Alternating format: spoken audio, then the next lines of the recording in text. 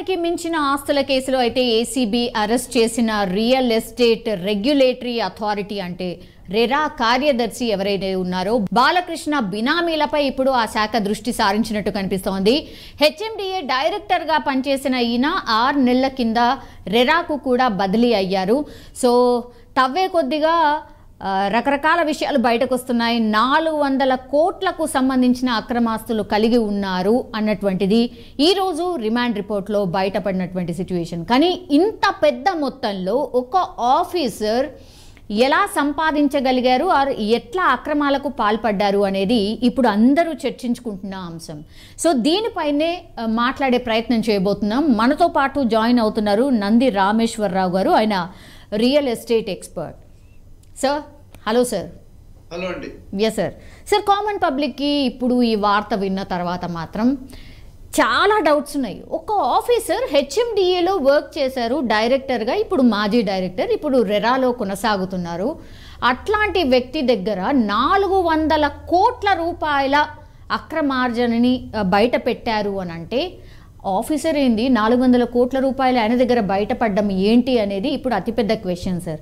మీరు చెప్పాలి sir, because as a real estate expert మీకు ఎక్స్పీరియన్స్ ఉంది 30 years. సో హెచ్ఎండిఏ డైరెక్టర్ హోదాలో అండ్ రెరాకు సంబంధించిన కార్యదర్శిగా ఉంటూ ఇంత అక్రమ సంపాదన పాసిబులా సార్? ఇది $1 billion క్వశ్చన్ సౌమ్య. ఎందుకంటే పాసిబుల్ అంటే పాసిబులే, పాసిబుల్ కాదంటే పాసిబుల్ కాదు. So it is pro and con. ఎందుకంటే ఇప్పుడు మీరు ఈ క్వశ్చన్కి ఆన్సర్ చేసే ముందు చిన్న బ్రీఫ్ చూద్దాం. దీని బ్యాక్గ్రౌండ్ ఏంటి, how people can make so much money అనేది. ఇప్పుడు హెచ్ఎండి ఏంటంటే Hyderabad metropolitan development authority. RERA is a body which is invented by both central and state government in 2017 1st January నుండి ఏ ప్రాజెక్ట్ వచ్చినా దానికి రెరా అప్రూవల్ ఉండాలి. అంతకుముందు ప్రాజెక్ట్స్కి RERA అక్కర్లేదు, TTCP కానీ హెచ్ఎండిఏ కానీ ఉంటే సరిపోతుంది. సో ఈ రెరా వచ్చిన తర్వాత ఐడియా ఏంటంటే lot of developers are cheating the customers. At the same time lot of customers are not paying installments to the developer. రెండు పక్కల ఉంది. అంతకుముందు బిల్డర్ తప్పు చేస్తే ఏం చేయాలని ఉన్నది, కానీ కస్టమర్ తప్పు చేస్తే ఏం చేయాలని ఏ చట్టంలో లేదు. మీకు తెలుసా? Do agree on that? No idea sir, really. నేను అడుగుతుంది అంటే కస్టమర్ తప్పు చేస్తే ఏం చేయాలి. రేరా వచ్చాక ఫస్ట్ టైం దే టోల్డ్ మీరు కూడా ఈఎంఎస్ కరెక్ట్గా కట్టకపోతే బిల్డర్ కానీ ఫైల్ చేసి సూట్ అగెనెస్ట్. ఈ రేరా అనేది ఫామ్ అయింది ముగ్గురు ఐటమ్స్ కంటే 3 కేటగిరీస్. ఒకటి బిల్డర్. జనరల్గా బిల్డర్ ఏం చేస్తారంటే ఒక పర్మిషన్ తీసుకొని రేరాకి అప్రూవ్ చేసుకొని కన్స్ట్రక్షన్ స్టార్ట్ చేయాలి. ఓకే, స్టార్ట్ చేసినప్పుడు 3-4 కమిట్మెంట్స్ ఇస్తారు మేజర్గా. ఏమి ఇస్తారు? నేను ఈ ప్రైస్కి ఇస్తాను, ఈ స్పెసిఫికేషన్స్ ఇస్తాను, ఇంత బిల్టప్ ఏరియా ఇస్తాను, ఇంత కార్పెట్ ఏరియా ఇస్తాను, ఇంత కామన్ ఏరియా ఇస్తాను, ఇంత టైంలో ఇస్తాను. These are minimum conditions for sale agreement. కాకపోతే మీరు చూసుకుంటే హైదరాబాద్లో, తెలంగాణలో, ఏపీలో ఎక్కడైనా సరే there are projects which are delayed more than 10, 15, 20 years డబ్బులు తీసుకొని. ఓకే, మీ దగ్గర లైవ్ మీరు ఆన్ స్క్రీన్ నుంచి చెప్పిన ఆఫ్ ద టేబుల్ వస్తే మీకు డైరెక్ట్ కంపెనీ చూపిస్తారు. ప్రాజెక్ట్స్ 15 సంవత్సరాలకు ఒక ప్రాజెక్ట్ డెలివరీ కాలేదు. 90% payment have been collected from the customers. What is the state of affairs? So real estate అనేది ఒక మాయాలో, అండ్ రియల్ ఎస్టేట్ పనిచేసేదే ఈ అప్రూవల్స్ మీద. అయితే రేరా అవ్వచ్చు, జిహెచ్ఎంసీ అవ్వచ్చు, డిటిసిపి అవ్వచ్చు, డి అవ్వచ్చు. సో ఒకటి. రెండో point, people should know what is the income to the state government in a year from real estate.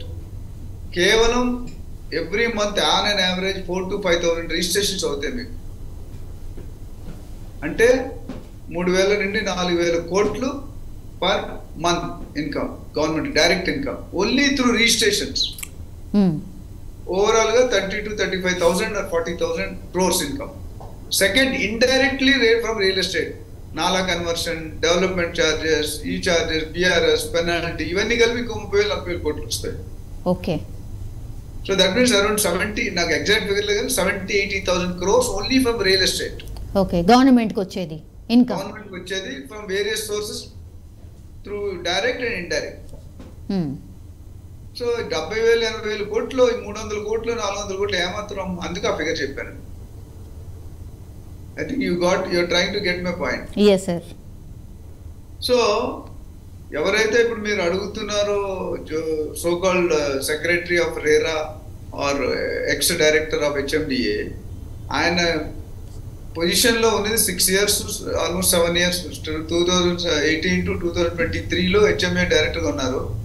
మీరు లాస్ట్ 6 yearsలో కానీ రేట్లు కానీ చూసుకుంటే ఎంత భూమి అనే మీకు తెలుసు. దీని వెనకాల చాలా మంది బడాబాబులు ఉంటారు, రాజకీయాలు ఉంటాయి, పాలసీస్ ఉంటాయి, చాలా ఉంటాయి, బిజినెస్ మెన్ ఉంటారు. నేను నార్మల్ మీరు నేను ఎఫోర్డ్ చేయలేం, మిడిల్ క్లాస్ పీపుల్ ఎఫోర్డ్ చేయలేం, అవునా కదా? సో మీరు ఆలోచించాల్సింది ఏంటంటే కీలకమైన పొజిషన్ అని అంటారు, వెరీ ఇంపార్టెంట్ వివిఐపి పొజిషన్. అంటే ఈ పొజిషన్ ఏంటంటే వద్దంటే పాసిబిలిటీస్ ఉంటాయి. ఇప్పుడు మీరే ఒక ఇల్లు కట్టుకుంటారు, మీరు డివియేషన్ అవ్వాలి, మీ ప్లాన్ రాదు, మీరు ఏం చేయాలి? గవర్నమెంట్ ఏమంటే ఆన్లైన్లో 15 రోజులు ఇచ్చేసారు. నిజంగా జరిగిందంటే నాకు తెలిసి ఎక్కడ జరగలేదు. 15 రోజుల్లో ఆన్లైన్లో పర్మిషన్ బిల్డర్కి రాదు. ఎందుకు రాదంటే ఆన్లైన్లో ఇచ్చేసి ఇంక మరి గవర్నమెంట్ ఎందుకు, ఇంకా అఫీషియల్స్ ఎందుకు? అందరికీ అంటే అన్నిటికీ బ్రోకర్స్ ఉన్నారు సార్. నిజమే మీరు చెప్పింది. ఎవరు అంటే అందరికీ తెలిసిందే, ఇట్స్ కామన్ అయిపోయింది. కాబట్టి గవర్నమెంట్ అయితే చెప్తుంది కానీ అది ఎక్కడ జరగదు సార్. అది అంటే గవర్నమెంట్ ఇప్పుడు వాగ్దానాలు ఎన్నో చేస్తూ ఉంటారు. ఎలక్షన్ ముందు కొన్ని చేస్తాం, ఎలక్షన్ తర్వాత కొన్ని చేస్తాం. చేసేవి ఏంటో చేయడం ఏంటో మీకు తెలుసు, నాకు తెలుసు. అది ఏ గవర్నమెంట్ అయినా పబ్లిక్ ఎంతవరకు సపోర్ట్ ఉందనేది మీరు ఆలోచించుకోండి. మిడిల్ క్లాస్ పీపుల్ ఎప్పుడు rich is becoming richer, poor is becoming poorer. మధ్యలో ఉన్నాడు, అక్కడే ఉంటాడు, అటు వెళ్ళట్లేదు, ఇటు రావట్లేదు. So that is we cannot tell. ఇప్పుడు ఎవరైనా ఒకరిద్దరు మంచి వాళ్ళు ఉన్నా వాళ్ళు మంచిగా ఉన్నారు, ట్రాన్స్ఫర్ అయిపోతాడు ఆటోమేటిక్గా. సో మీరు అడిగిన క్వశ్చన్ ఇంత పాసిబిలిటీ ఉందా అంటే ఒక ఎకరం అప్రూవల్ మనం తీసుకోవాలంటే ఇప్పుడు కోకాపేట ఏరియాలంటో లేదా గచ్చిబౌలి ఏరియాలంటో గవర్నమెంట్కి వచ్చేది 1 ఎకరాని మీద 10 నుండి 13 కోట్ల ఇన్కమ్ వస్తుంది. 1 ఎకరంకి పర్మిషన్లు ఇస్తే అఫీషియల్గా. 1 ఎకరం ఎన్ని ఎకరాలు ఉందమ్మా మన దగ్గర హైదరాబాద్లో? మీరే చెప్పాలి సార్. కొన్ని వేల లక్షల ఎకరాలు. మీకు అర్థమైంది అనుకుంటే ఇన్కమ్ ఒక్క పర్మిషన్ అఫీషియల్గా కలెక్ట్ చేసేది 13 కోట్లు 10 కోట్లు. అంటే దానికి ఎవరైనా డీటెయిల్గా ఉంటే నేను వర్కింగ్ ఉంది ఎక్కడెక్కడ నుండి వస్తాయని. నేను ఇందాక చెప్పిన అంటే ఒక 10 ఎకరాలకు ఒక పర్మిషన్ ఇవ్వాలంటే గవర్నమెంట్కి 130 కోట్లు కట్టాలి. ఓకే, 130 కోట్లు. Even I say some minor percentage it will run into huge money. అది 1 builder, I'm talking 1 builder. There are thousands of builders in Hyderabad. అంటే ఏ బిల్డర్ పర్మిషన్ లేకుండా కట్టలేడు. ఒకప్పుడు పర్మిషన్ ఎట్లా ఇచ్చేదంటే ఒకటే పర్మిషన్ ఉండేది, ఇలా వెళ్ళి ఇలా వచ్చేది. అంటే పర్మిషన్ తీసుకుంది ఈ లెవెల్ తీసుకున్నాం, తర్వాత ఇట్లా వాటర్ ట్యాంక్లో పెరిగేది. ఇప్పుడు రెరా వచ్చిన తర్వాత కొద్ది last 10-15 years there was lot of change. Good methods పై గవర్నమెంట్ ఇనిషియేటివ్ తీసుకున్నారు. ఇప్పుడు ఏం చేస్తారంటే పర్మిషన్ ఇచ్చేటప్పుడు ఫుల్ పర్మిషన్ ఇవ్వట్లేదు, permission to build, next permission to operate, దాన్నే ఓసీ అంటున్నాం, ఆక్యుపెన్సీ సర్టిఫికేట్. అంటే ముందు పర్మిషన్ లో ఏమి ఇచ్చారో అది కట్టారా లేదని చెక్ చేస్తున్నారు లాస్ట్ లో. ఆ చెక్కింగ్ లో కూడా అవకతవకలు ఉంటాయి, అది వేరే సపరేట్ గా మరొక అంశం మాట్లాడు. చెక్కింగ్ లో కూడా మనం అన్ని సూటబుల్ గా ఉంటేనే పర్మిషన్స్ ఇవ్వాలి, లేదంటే పర్మిషన్స్ ఇవ్వకూడదు ఆపరేట్ చేయడానికి. అందుకనే మార్ట్గేజ్ అనే క్లాస్ పెట్టారు. సపోజ్ మీరు ఒక 10,000 అపార్ట్మెంట్స్ లేదా ఒక 1000 అపార్ట్మెంట్స్ కడుతున్నారు, అందులో 10% of the total built-up area మీరు గవర్నమెంట్ కి హ్యాండ్ ఓవర్ చేయాలి. మార్ట్గేజ్ అంటే ఆ 10% కూడా 30 floors 20 floors ఉంటే పైన ఒప్పుకోరు, కింద ఇవ్వాలి. మీరు గ్రౌండ్ ఫ్లోర్ ఫస్ట్ ఫ్లోర్ ఇవ్వాలి. ఎందుకు తెలుసా మీకు? ఒకవేళ రేపు పొద్దున వాళ్ళు ఏదైనా తప్పు చేస్తే, డీవియేషన్ అయితే వాళ్ళు ఇచ్చిన పర్మిషన్ మీద ఇరగొడితే మొత్తం పడిపోవాలి. అది ప్లాన్. ఓకే, అంటే this is a very positive step from the government. Appreciate చేయాలి government. Okay, because customers are under secured position. లేకపోతే ఏమవుతుందంటే నేను క్లబ్ హౌస్ ఇస్తా, లేకపోతే అది ఇస్తా ఇది ఇస్తా అని చెప్పి ఏది ఇవ్వట్లేదు జనాలకి. తర్వాత ఇప్పుడు మీరే, నేను ఒక ఎగ్జాంపుల్ చెప్తాను. నాకు తెలిసిన ఒక ఆయన మంచి నాలాగా ఎస్బీఐలో పెద్ద డైరెక్టర్ పొజిషన్, 2 కోట్ల ఇల్లు ఫ్లాట్ కొనుక్కున్నారు ఉప్పల్లో. కొనుక్కోవడానికి వెళ్ళారు ఫ్యామిలీ మొత్తం. ప్రీ లాంచ్ అని చెప్పి 50 లక్షలు తగ్గించారు ఆయన. ఓకే, ప్రీ లాంచ్ లో ఏ పర్మిషన్స్ ఉండవు, డిటిసిపి ఉండదు, హెచ్ఎండి ఉండదు, జిహెచ్ఎంసీ ఉండదు, రేరా ఉండదు, ఏమీ ఉండవు. కానీ ల్యాండ్ పేపర్ చూపిస్తారు. సో మీకు 50 లక్షలు అంటే మీకు 10,000 ఉంటే 6,000కు 6,500కి ఇచ్చేస్తారు rate. 2 years 3 years completion period ఉంటుంది. కానీ కండిషన్ అంటే 90% డబ్బులు అక్కడ భూమి మీద ఏమీ లేకుండా ప్లాన్ లేకుండా తిరిగి ఇవ్వాలి. చాలా మంది ఇస్తున్నారు కూడా కదా సార్? ఇస్తున్నారు, మోసపోతున్నారు. ఈయన ఇచ్చిన తర్వాత 1,30,00,000 దాకా కట్టేశారు 90% అంటే. అవును. 1 year వరకు పర్మిషన్. స్టాండర్డ్ బిల్డర్ అంటే చాలా 30 years ఇండస్ట్రీలో ఉన్నాడు ఆయన. 1 year రాకపోతే ఈ 1,30,00,000 కట్టిన పరిస్థితి స్లీప్లెస్ నైట్స్ ఉంటాయో ఉండవా? ఉంటాయి షూర్గా. అంటే గాల్లో పెట్టినట్టు అంతే కదా సార్ పైసలన్నీ తీసుకోవాలి. ఒక మధ్య తరగతి కుటుంబీకులకి 1,2 కోట్లు అంటే it is not a cakewalk. It's a night Meyer.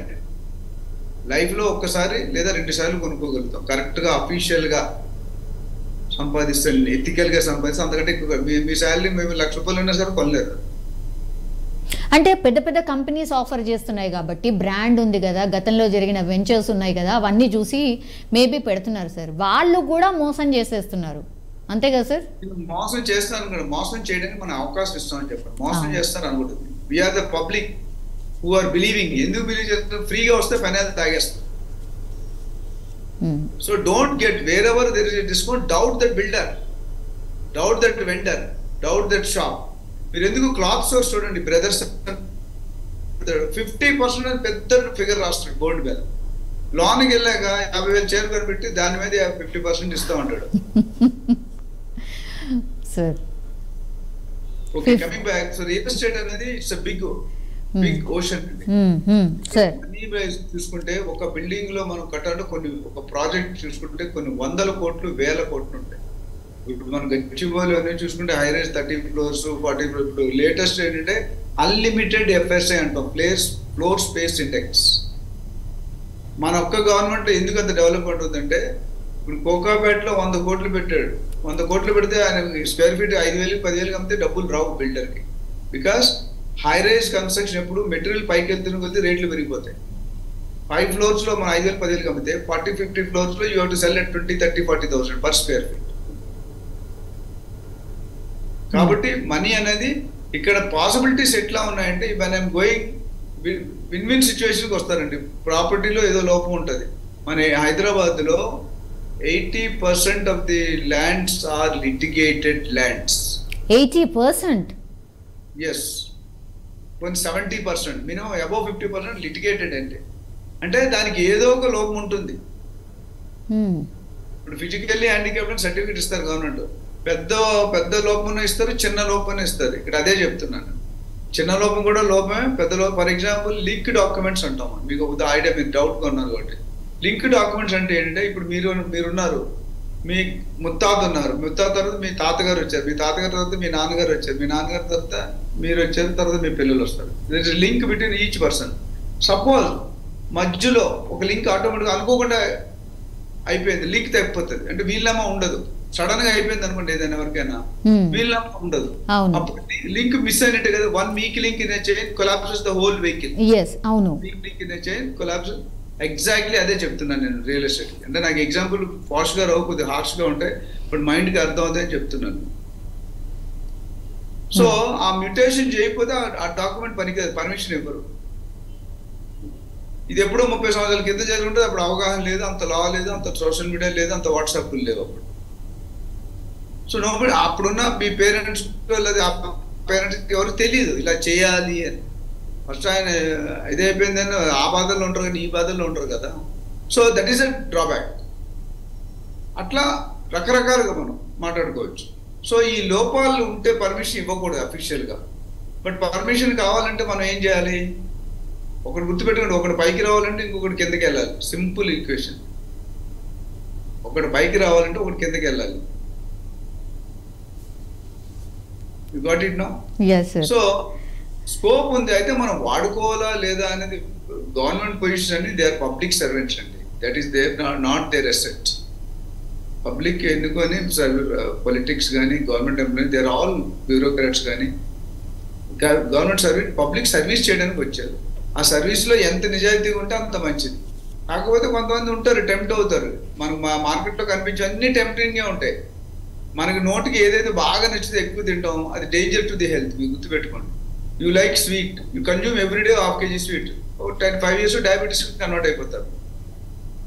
లేదా మీకు కారం బాగా ఇష్టం, బాగా తినండి బీపీ వచ్చేస్తుంది ఆటోమేటిక్గా.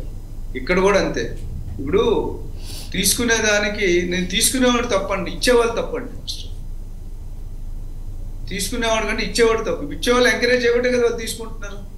ఇచ్చేవాళ్ళు ఆగట్లేదు, తీసుకునే వాళ్ళు ఆగట్లేదు సార్. ఇక్కడ అదే కదా జరిగింది. మన డెవలపర్స్ కానీ రియాల్టర్స్ కానీ ఎందుకు ఇస్తున్నారు? మన పని మనకు కావాలి. మనం అక్కడ 10 రూపాయలు ఇస్తే మనం 100 రూపాయలు లాభం మనకి. So win win situation for both the side. But loss ఎవరికంటే కస్టమర్స్కి, పబ్లిక్కి. అండ్ ఎనీ పర్సన్ ఒక కమిషనర్ లెవెల్లో, డైరెక్టర్ లెవెల్లో, ఒక సీనియర్ పొజిషన్ లెవెల్లో ఉంటే దాని వెనకాల 100 మంది ఉంటారండి. అభయహస్తం.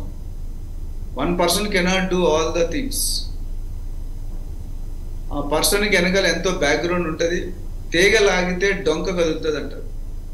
తెలుగులో ఒక సామెత ఉంది, మా నాన్నమ్మ గారు చెప్పారు, తీగ లాగితే డొంక కదులుతుంది. అంటే ఇప్పుడు మీరు బయటకు వచ్చింది ఒక పర్సన్ వచ్చారు, నిజంగా భూతద్దం పెట్టి చూస్తే చాలా మంది దొరుకుతారు. అది మనం ఏం చేయలేం. Law is accepting, allowing them. దీని మీద ఏంటంటే సరైన ఆఫీసర్ పెడితే పబ్లిక్ ఎంతో ఆ డబ్బు, ఇప్పుడు వీళ్ళు ఇచ్చిన డబ్బు తీసుకుంటే ఎవరి డబ్బు అంటే పబ్లిక్ డబ్బా కదా? అవును, మన డబ్బు. వాళ్ళు చెప్తున్న నిజాలు చూస్తుంటే 85 lakhs క్యాష్ అంటున్నారు, 2 kgs గోల్డ్ అంటున్నారు, 5.5 kgs సిల్వర్ అంటున్నారు, 3 villas అంటున్నారు, 3 ఫ్లాట్స్ అంటారు, 90 acres ల్యాండ్ అంటున్నారు. ఇంకా లాకర్స్ ఓపెన్ చేయలేదు సార్. లాకర్స్ ఓపెన్ చేస్తే ఇంకెంత డబ్బు వస్తుందో, ఇంకేమేమి ఉన్నాయో మరి. తర్వాత 10 ల్యాప్టాప్లు అంటున్నారు, అవును, 70 మొబైల్ ఫోన్స్ అంటున్నారు, కాస్ట్లీయెస్ట్ ఫోన్లు 5 లక్షలు 10 లక్షల ఫోన్లు అంట. 4 లాకర్స్ ఓపెన్ చేయాలి. సో ఇప్పుడు యాక్చువల్గా మీరు రికార్డ్ మీరు 400 crores అన్నారు కదా, పక్కన మీరు 0 కూడా పెట్టుకోవచ్చు రియాలిటీ చెక్ చేస్తే.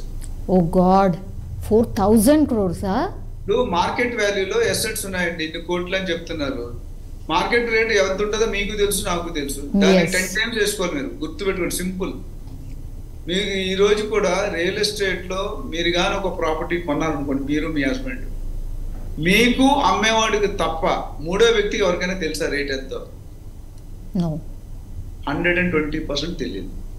So that is the fact. మీకు అర్థమైంది ఎందుకు మల్టీఫోల్డ్ అవుతుంది అని. సో అది మార్కెట్ ఈజ్ అలోవింగ్ స్లోగా. వన్ థింగ్ ఏంటంటే రేరా వచ్చాక కొద్దిగా చేంజ్ అవ్వాలి, but RERA is not properly being implemented అనేది మా ఒపీనియన్, నా personal opinion. Unlike in Bombay, Delhi, వెస్ట్లో బాగా స్ట్రిక్ట్గా ఉన్నారు రేరా వాళ్ళు. ఇక్కడ మన అంత స్ట్రిక్ట్నెస్ కనిపించలేదు. Still there are so many builders who are not even registered in the RERA and nobody is questioning them. Why? It is a loophole. ఇప్పుడు రేరా వస్తే రేరా రిజిస్టర్ చేయాలంటే డబ్బులు కట్టాలి, 50,000 1,00,000 ఎంతో. ఏజెంట్స్ 10,000 కట్టాలి. 10,000 క్వశ్చన్ కాదు, ఎలిజిబిలిటీ క్రైటీరియా ఉంటేనే RERA accepted. RERA అది మనకి పర్మిషన్ లేని వాళ్ళు ఎంతో మంది ఉన్నారు. మోర్ దెన్ 50% దానికి రేరాలో లేనే లేరు. Then why are we not questioning them? Why are we not catching them? Yes sir. సార్ మీరు చెప్పిన పాయింట్స్కి చూస్తే మరి ఈ ఇన్సిడెంట్ తర్వాత మాత్రం ఇట్లా జరగొద్దు. మరి ఎంత స్ట్రిక్ట్ అయిన పాలసీస్ ఉండాలి సార్? ఇప్పుడైనా సరే గవర్నమెంట్ ఎంత స్ట్రిక్ట్గా ఉండాల్సిన అవసరం ఉంది? అసలు ఇట్లాంటి వాళ్ళని కంట్రోల్ చేయడానికి ఏం చేయాలి సార్? ఇవన్నీ కూడా నువ్వు ఎలాగంటే ఇరికించే క్వశ్చన్లు అడుగుతున్నా సౌమ్య గారు. $1 billion క్వశ్చన్లు గవర్నమెంట్ సంబంధించి. నేను ఒక ప్రైవేట్ నార్మల్ సాధారణ వ్యక్తిని. కాకపోతే laws are made for bad people, but laws are followed by good people. ఇది గుర్తుపెట్టుకోండి. Am I clear? Laws are made for bad people, but laws are followed only by good people. So until unless we have that clarity in our mission and vision, the change has to come from individual. మొత్తం government అంతా మీరు నేను మార్చడం. మీ దగ్గర నుండి first మీరు change చేయండి. Stop giving bribing. అంటే మీరు ఇస్తాను కదా జనరల్ చేస్తాం. మన దగ్గర అంటే మనం ఇండివిజువల్ దగ్గర నుంచి స్టార్ట్ అయితే 1 2 3 4 4 8 అలా కంటిన్యూ అవుతుంటాయి. So and there should be continuous check. Petrol పంపులు ఉన్నాయి, చెక్ చేస్తుంటారు సడన్గా వెళ్ళి. అసలు లీటర్ అంటే లీటర్ ఇస్తున్నాడా లేదా పట్టుకుంటున్నారు. మరి ఇక్కడ ఎందుకు అలాంటి చెక్ జరగలేదు? ఇన్ని సంవత్సరాలు ఎందుకు చెక్ జరగలేదు? ఇది ఒక్కరోజు సంపాదించిందా ఇదంతా? నిజంగానే అంత స్టాఫ్ ఉందా సార్? నిజంగానే అంత చెక్ చేసే అంత వ్యవస్థ ఉందా? వ్యవస్థ ఉందా అంటే అది టూ డిఫికల్ట్ క్వశ్చన్. వ్యవస్థ లేకపోతే వ్యవస్థ పెట్టుకోవాలి మనం. You have to see this is అన్నిటి పొజిషన్ కానీ this is a very critical position. Because everyday one sign ఒక సైన్ వల్ల గవర్నమెంట్ కొన్ని వేల కోట్లు లాస్ ఉండొచ్చు సరిగ్గా చూడకపోతే, కొన్ని వందల కోట్లు లాస్ ఉండొచ్చు. ఆ 100 కోట్ల లాస్ వల్ల ఒక 2-3 పెట్టారు అనుకోండి దానికి. ఇప్పుడు రైల్వే స్టేషన్ వెళ్తే స్పెషల్ స్క్వాడ్ అని వస్తుంది, వచ్చేవాళ్ళ 4-5 రెగ్యులర్గా జరుగుతూనే ఉంటాయి కదా. సో అది మంచి స్టెప్, అంతకుముందు ఉండేది కాదు అట్లా. సో ఇక్కడ కూడా maybe the government has to put a separate committee and make a body try to do some research, ground reality check చేసి how every permission counter check, ఇంకో 2-3 ఎడిషనల్ చెక్స్ ఏదైనా అట్లా వర్కౌట్. మన ప్రాబ్లం ఉందంటే there is a solution. Every problem has a solution. చాలా మంది అంటారు this is difficult అంటారు, ఇంపాసిబుల్ అంటారు. ఇంపాసిబుల్ని నేను ఐ ఆమ్ పాసిబుల్ అని చెప్తాను. Impossible is nothing but I am possible if you think in a right way. So ఇది చాలా టఫ్ సబ్జెక్టు, అంత నేను చెప్పినంత మీరు అనుకున్నంత ఈజీ కాదు. బట్ టుడే ఇవన్నీ స్టార్ట్ అయితే మేబీ ఆఫ్టర్ 10 years ఆ 20 years మన లా టైట్ లేదు. ఎవరైనా దొరికినా ఇన్ఫ్లుయెన్స్ ఉంటే వదిలేస్తారు. ఫారెన్లో అట్లా వదలరు. ఫస్ట్ లాన్ వేస్తారు, నీకు ఎంపీ తెలుసా ఎమ్మెల్యే తెలుసా అనవసరం, ఫస్ట్ లాన్ వేస్తారు, తర్వాత సంగతి చూద్దాం. ఇక్కడ లాన్ వేసేదాకా ఉండదు, నేను ఎవరో తెలుసా అంటారు, అయిపోయింది అక్కడ. వీలైతే మ్యాన్ హ్యాండిల్ చేస్తాం, ఆడ ఆఫీసర్ అయినా సరే ఆయన. సో ఆ పాలసీలో కొంచెం లాజికల్ చేంజెస్ మనం చేయాలి. But all of a sudden no government can do it.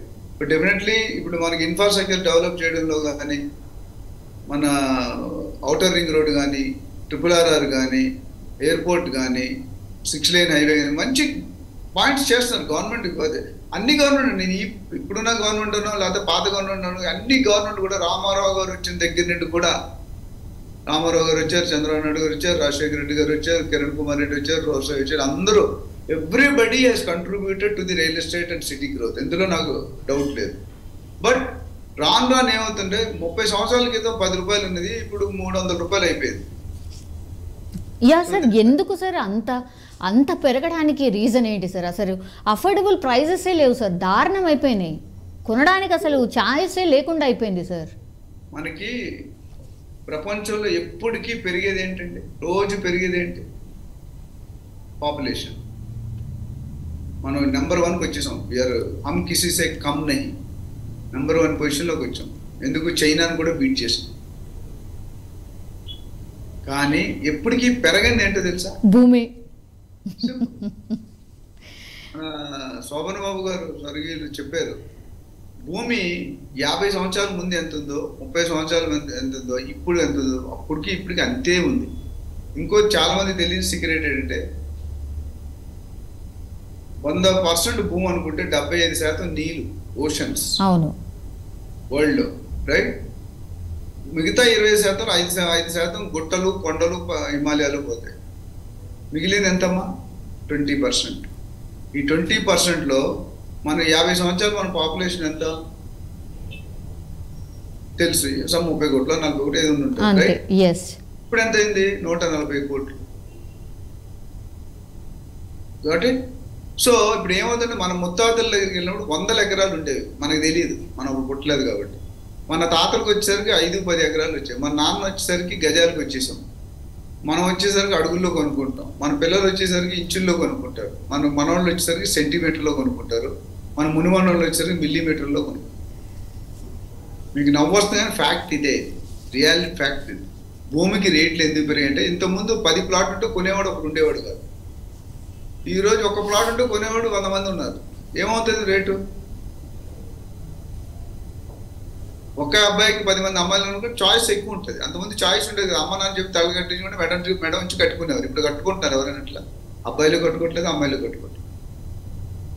So రేట్లు పెరగడం ఏంటంటే బయింగ్ అఫోర్డబిలిటీ పెరిగింది, మనకి ఎకానమీ పెరుగుతుంది, జీడిపి పెరుగుతుంది, ఇన్ఫ్లేషన్ ఉంది. సో ఇవన్నీ చూసుకుంటే ఏమవుతుంది? కొనేవాళ్ళు ఎప్పుడైతే బిడ్డర్స్ ఎక్కువ మంది ఉన్నారు, ఎవరికి కండబలం ఎవరికి గుండె బలం ఉండేది గెలిచేవారు అప్పుడు మ్యాచ్లు. ఇప్పుడు డబ్బు బలం ఎవరుకుంటే వాళ్ళు కొనుక్కోగలుగుతారు. నార్మల్ పర్సన్ ఇప్పుడు నేను బంజారాహిల్స్లో ఉంటా. బంజారాహిల్స్లో 3 లక్షల నుండి 4 లక్షల గజం ఉంది. ఎంతమంది కొనుక్కోగలుగుతాం? నేను ఇండిపెండెంట్ హౌస్ కొనుక్కోలేక చిన్న ఫ్లాట్ కొనుక్కున్నా బంజారాహిల్స్లో ఉండాలని. అడుగు 15,000 నుండి 20,000 అమ్ముతున్నారు. ఎంతమంది అఫోర్డ్ చేయగలుగుతాం? మెయింటెనెన్స్ 25,000-30,000 ఉంటుంది మెయింటెనెన్స్ బంజారాహిల్స్ కొన్ని ఫ్లాట్. అవును. So it is not mistake of the government, it is not mistake of the public. The society is moving towards the development. ఉన్న స్థితి నుండి ఉన్నత విద్య అంటే ఏంటి, ఉన్న స్థితి నుండి ఉన్నత స్థితికి వెళ్ళడం విద్య. సో మనకు కూడా లో ప్రొఫైల్ నుండి హై ప్రొఫైల్ కదా. ఇప్పుడు top multinational companies CEOs are from India, whether it is Sundar Pichai గారు, whether it is Satya Nadella గారు, anybody. There are more than 50% companies మన వాళ్ళే CEOs అవుతున్నారు. అమెరికాలో మీరు చూసుకుంటే every 4th engineer in America is from India, every 4th engineer from India is from south, every 4th engineer from south is from Andhra, every 4th engineer from Andhra is from Hyderabad are other areas. ఇది analysis. అక్కడ డబ్బులు చేసుకునే వాళ్ళు మన వాళ్ళు ఎక్కువ ఉన్నారు, కానీ అమెరికన్స్ కంటే మన వాళ్ళు ఎక్కువ చేసుకుంటారు. ఫ్యాక్ట్ ఇది, మీరు ఎవరైనా తెలుసుకుంటే అడగండి. How much money our doctors, our engineers, our business men are making. The Americans are not making our birth, taken birth there. So that is our IQ level. మీకు ఒక్కటి చెప్తే, రియల్ ఎస్టేట్ ఇట్లా పెరిగితే నెక్స్ట్ ఒక 10-20 yearsలో మీరు ఒక రోజు, ఇప్పుడు మనం అమెరికాలో జాబ్ చేస్తాను గర్వంగా చెప్పుకుంటారు మన పాత వాళ్ళు ఎవరైనా వెళ్తే. అవును. I'm expecting the way the real estate is booming, the way the Hyderabad is going, the way the state is growing చూసుకుంటే ఒక 20-30 yearsలో నేను హైదరాబాద్ లో పనిచేస్తాను గర్వంగా చెప్పుకునే రోజు వస్తుంది, రావాలని కోరుకుంటున్నాను. అందరం కూడా ఎక్స్పెక్ట్ చేస్తుంది అదే కదా సార్. ఎందుకంటే హైదరాబాద్ కి ఉన్న ఫెసిలిటీ ఏంటంటే, చెన్నై ఒక పక్కే డెవలప్ అవుతుంది, మిగతా పక్క అంతా ఓషన్. వైజాగ్ డెవలప్ అవుతుంది, ముంబై డెవలప్ అవుతుంది. Hyderabad 4 directions, north, east, west, south. And ORR, RRR concept is marvellous. ఎవరు తెచ్చినా వాళ్ళు అభినందించారు. టుడే 100 kilometers స్పీడ్లో వెళ్తున్నాం. ఇంతకుముందు 100 kilometers వెళ్ళాలంటే 3-4 గంటలు పట్టేది మనకు రోడ్లో. Today you can go in maybe 1/2 hour 45 minutes ORR ఎక్కితే. ఏ కనెక్షన్, యాదగిరి అవ్వచ్చు, కొంపల్లి అవ్వచ్చు, పటాంజేరు అవ్వచ్చు, ఎక్కడంటే ఎక్కడికైనా దాని ఇంటర్నల్ లింక్. అండ్ ప్రస్తుతం కరెంట్ గవర్నమెంట్ ఏమన్నారు, అంతకుముందు గవర్నమెంట్ ఒక పర్టికులర్ ఏరియాని హైలైట్ చేసి డెవలప్ చేసి ఫోకస్ చేశారు. That is west zone. Why? Because of the IT corridor. ఐటీలో జాబ్స్ ఇండియాలో 50 లక్షలు ఉన్నాయి మేడం. 50 లక్షల్లో 10 లక్షలు హైదరాబాద్, 10 లక్షలు బెంగళూరు, మిగతా 30 లక్షలు మొత్తం సిటీ కంట్రీ అంతా. అవును. సో ఇన్ఫాక్ట్ బెంగళూరు కంటే కూడా హైదరాబాద్ పెరిగిపోయిందేమో, 11-12 lakhs అంటారు లేటెస్ట్. అంటే IT క్రౌడ్ ఎక్కడుందో వాళ్ళకి భార్య భర్త ఇద్దరు పనిచేస్తారు. అవును. 1 లక్ష శాలరీ అయితే వస్తుంది. 2 లక్షలు అవసరం మన కాపురం బతకడానికి, మీకు నాకు అవసరం లేదు. ఒక 50,000, 60,000, 70,000, అట్లీస్ట్ 1 లక్ష 50,000 మిగులుతాయి. దాన్ని ఏం చేస్తున్నారు, ఇల్లు కొనేసి EMI కట్టేస్తారు, రెంట్ కట్టే వదిలి EMI కడతారు. సో అలా కొనేవాళ్ళు ఇప్పుడు పెళ్లి. ఇంతకుముందు మన ఓల్డ్ కాలంలో మన ఫాదర్స్ ఉంటే రిటైర్ అయిన తర్వాత, రిటైర్ అయిన ముందు ఇల్లు కొనుక్కునేవాళ్ళు. ఇప్పుడు 30-35 years ఇల్లు కొనేస్తున్నాం. That's how competition has gone up.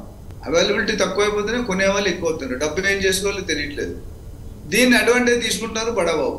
By future of real estate మీరు కనుక్కుంటే కనుక బై 2030 $1 trillion, కొన్ని లక్షల కోట్లు. By 2040 $10 trillion. And by 2030, as per records and analysis, research record, 75 million jobs are going to be created. 7.5 crores in real estate. Only real estate అంటే plot అమ్మడం కొనడం అనుకుంటాం కాదండి. ప్లాట్ అమ్మడం అనేది minor percentage. There are so many other departments which majority of them do not know. In real estate మీద I'm working on upliftment of brokers community. అంటే broker అంటే చాలా వర్స్ట్ మీనింగ్ ఉంది ఇండియాలో. అన్లైక్ ఫారెన్లో బ్రోకర్ అంటే గార్లెండెడ్ జాబ్, నమస్తే పెడతారు. 100 కోట్ల డీల్ కూడా బయర్ సెల్లర్ కలుసుకుంటే బ్రోకర్ ద్వారా చేస్తారు డీల్. మన దగ్గర 5 లక్షలు ఇచ్చుంటే రేపు నుండి ఫోన్ వేస్తాం బ్రోకర్స్ కొంతమంది. ఆ కల్చర్ నుండి మనం మారుతున్నాం. ఎస్ దెర్ ఈజ్ ఏ, ఒకప్పుడు రియల్ ఎస్టేట్ అంటే కద్దరు బట్టలు వేసుకొని 2 kgs గోల్డ్ వేసుకుంటే బాడీ మీద సెటిల్మెంట్, దాన్ని రియల్ ఎస్టేట్ అనుకునేవాళ్ళం. అది పోయింది స్లోగా. Last 10-15 years people have started realising, buyers have started realising, sellers have started realising, agents also have started realising. ఎందుకంటే నేను చెప్తాను, మన కమిషన్ కోసం పనిచేయకూడదు. Our commission should be a by product of your services. If you focus only on commission, you cannot satisfy the client. And one satisfied client will tell to 10 people, 10 other people. One dissatisfied mouth marketing to 100 people. అవును. So మీరు అన్నది ఆ question ఎందుకు ఇంత explain అంటే, there is every possibility that by 400 you can earn 4,000, you can earn much more money. But the regulation have to be strict. Imposing ఉండాలి, ground check reality ఉండాలి, sudden checks ఉండాలి, surprise checks ఉండాలి. ఎందుకంటే ఒక మనిషి 400 కోట్లు సంపాదించడం అనేది ఆసామేషి కాదు. ఈ మధ్యకాలంలో నాకు తెలిసి లాస్ట్ 3-4 సంవత్సరాలు పెద్ద స్కామ్ ఇదేమో, పెద్ద మంది దొరికారు అంతమంది. బట్ ఈ లెవెల్లో ఈ పొజిషన్స్ లో I think it's one of the biggest. అంటే రియాలిటీ ఇప్పుడు లాకర్లు ఓపెన్ చేశాక మొత్తం ఇంట్రోగేషన్ అయింది, అది బయటకు వస్తాయి ఎంతమంది బినామీలో ఒకేసారి రైడ్ జరిగింది అని ఎంతమంది ఏసీబీ వాళ్ళు 15 ప్లేసుల్లో చేశారు, ఇంక్లూడింగ్ కుప్పాలు కూడా వాళ్ళ ఇంట్లో నుండి.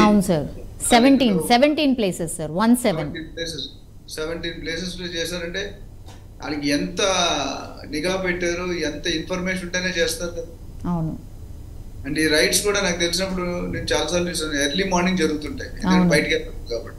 24 అవర్స్ పాటు జరిగింది సార్, రాత్రి అంతా కూడా 24 అవర్స్ పాటు జరిగింది. అంటే ఈ రోజు ఎర్లీ మార్నింగ్ స్టార్ట్ చేస్తే రేపు ఎర్లీ మార్నింగ్ వరకు కూడా జరిగినాయి సార్. సో ఎవరు ఒక ఏగ కూడా లోనికి వెళ్ళదు, బయటికి రాదు. అవును. అందరు సెల్ ఫోన్ స్విచ్ ఆఫ్ చేస్తారు. సో ఇది ఒక మంచి పరిణామం. ఇది నేను ఇందాక చెప్పినట్టు తీగలేదు ఇంకెంతమంది ఉన్నారో తెలియదు దీని వెనకాల. దీని వెనకాల లోయర్ లెవెల్లో ఉంటారు, టీపీఓ అని ఉంటారు, పిఓ ఏపీఓ అని టౌన్ ప్లానింగ్ ఆఫీసర్. అవును సార్, అవును. వీళ్ళందరూ ఒక హైరార్కీ ఉంటుంది డైరెక్టర్ కింద. అవును. సో వీ డోంట్ నో ఎవరు ఉన్నారు ఎవరు లేరు అనేది మనకు తెలియదు. బట్ డెఫినెట్ గా it is not A 1% show అని నేను అనుకుంటాను, నా పర్సనల్ ఒపీనియన్. డెఫినెట్లీ సార్, అవును. ఇప్పుడు డ్రగ్స్ దొరికితే ఒక్కడే కాదు, దొరికినాడు ఒకడు ఉన్నాడు, బట్ వెనకాల 100 మంది ఉంటారు. అవును. సో ఇది సిమిలర్లీ అనిపిస్తుంది. But anyhow it is not a good sign as far as public మనీని మనం జాగ్రత్తగా వాడుకోవాలి. ఈ డబ్బులంతా పబ్లిక్ మనీ అని నేను అనుకుంటాను. మనం ట్యాక్స్లు కట్టింది, రిజిస్ట్రేషన్ చార్జీలు కట్టి ఇవే కదా డబ్బులు అవి. అవును సార్. అవన్నీ మనమైతే బనాయిస్తారు. మళ్ళీ ఆ డబ్బులకి కొరత పడింది అనుకోండి, ఇప్పుడు ఇదే 400 కోట్లు బయటకుంటే ఒక కాలనీలు బతికేస్తాయి కొన్ని సంవత్సరాల పాటు. సో ఐ థింక్ నా పర్సనల్ కంక్లూజన్ ఏంటంటే the government has to be more serious by giving a positions, appointing people, their background. కొంతమంది హానెస్ట్ ఆఫీసర్స్ ని రిటైర్ అయిన తర్వాత కూడా సర్వీస్ ఎక్స్టెండ్ చేసి తీసుకుంటున్నారు. You see their category. నాకు ఒక కాంగ్రెస్ ఒక లీడర్ ఉన్నారు, ఆయన రిటైర్ అయినప్పటికీ ఆయనకు 30 lakhs ఇల్లు ఉందంట, సెంట్రల్ మినిస్టర్ గా చేస్తారు. ఆయన కారు వదిలేసి నడుచుకొని వెళ్ళాడంటే ఇంటికి. ఇప్పుడు ఎవరు ఉండట్లేదు సార్, ఓన్లీ అట్లా ఉన్నారు కాబట్టే అట్లా స్పార్క్ అయితే ఉంటారు అంతే సార్. అంటే ఇప్పుడు లేరు, రాను ఏంటంటే మందలు అయితే మజ్జిగ పలచన అయిపోతుంది. చాలా ఇన్ఫర్మేషన్ ఇచ్చింది సార్. యాక్చువల్లీ అంటే ఏం జరుగుతుంది నిజంగానే రియల్ ఎస్టేట్లో ఏం జరుగుతుంది అండ్ ఇట్లాంటి ఆఫీసర్స్ ఏమేం చేస్తుంటారు అండ్ గవర్నమెంట్ ఏం చేస్తే బాగుంటుంది అనేది చాలా బాగా సజెస్ట్ చేసింది sir. Thank you and thank you so much sir. Thank you మా. Thank you.